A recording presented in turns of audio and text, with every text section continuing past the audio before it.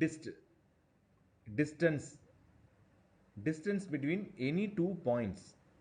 ரெண்டு புள்ளியை நம்ம ஸ்க்ரீனில் செலக்ட் பண்ண போகிறோம். அந்த ரெண்டு புள்ளிக்குரிய லென்த் எவ்வளோ அப்படிங்கிறதும் அது என்ன ஆங்கிளில் இருக்குது, அந்த ரெண்டு பாயிண்ட்டோட XY கோஆர்டினேட் வேல்யூ சொல்லும். பாருங்கள், இப்போ ரஃப்பாக நான் என்ன பண்ணுறேன்னா ஸ்க்ரீனில் எதுவுமே இல்லாமல் டிஐன்னு கொடுக்குறேன். ஷார்ட்கட் டிஐ கொடுத்த பாதும் ஸ்பெசிஃபை ஃபஸ்ட்டு பாயிண்ட் கேட்குறாங்க. ஸ்க்ரீனில் இந்த இடத்த கிளிக் பண்ணிட்டேன்.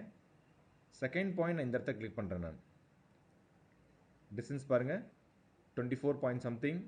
அது எந்த ஆங்கிளில் இருக்குது, நெக்ஸ்ட் வந்து எக்ஸ் ஆக்சிஸ் எவ்வளோ, ஒய் ஆக்சிஸ் எவ்வளோ, அந்த பாயிண்டோட வேரியேஷன்ஸ். இப்போ அதே இங்கே ஒரு சர்க்கிள் ட்ரா பண்ணுறேன்.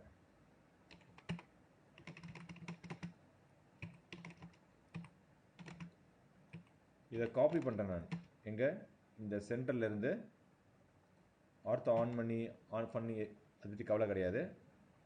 ஒரு 100 அப்படின்னு கொடுத்து காப்பி பண்ணிட்டேன். இப்போது கேப் கண்டுபிடிக்கணும். ரெண்டுக்கும் எவ்வளோ டிஸ்டன்ஸ் இருக்குன்னு தெரியாது. டிஐ இதோட சென்டருக்கும் இதோட சென்டருக்கும்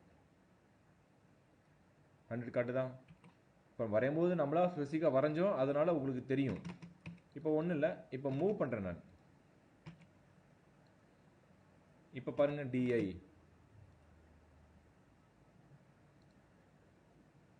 69.9. இப்போ லைன் இருக்குது. இந்த லைனோட மிட் பாயிண்ட்டுக்கும் இந்த ஒரு சர்க்கிளோட சென்டர் பாயிண்ட்டுக்கும் டிஸ்டன்ஸ் எவ்வளோ அப்படின்னா டிஐ.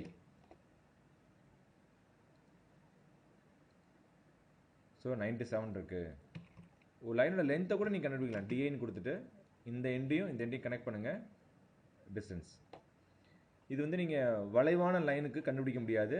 அந்த லைன் ஸ்ட்ரைட்டாக ட்ராவல் ஆகுறத நீங்களே பார்க்கலாம். டிஐன்னு கொடுத்தோன்னே இப்போ இந்த எண்டுக்கும் இதோட சென்டர் கொடுக்க பாருங்கள். லைன் ஸ்ட்ரைட்டாக தானே போகுது உங்களுக்கு, எஸ்பி லைன் மாதிரி கிடையாது. ஸோ டிஸ்டன்ஸ் வந்து 51.1.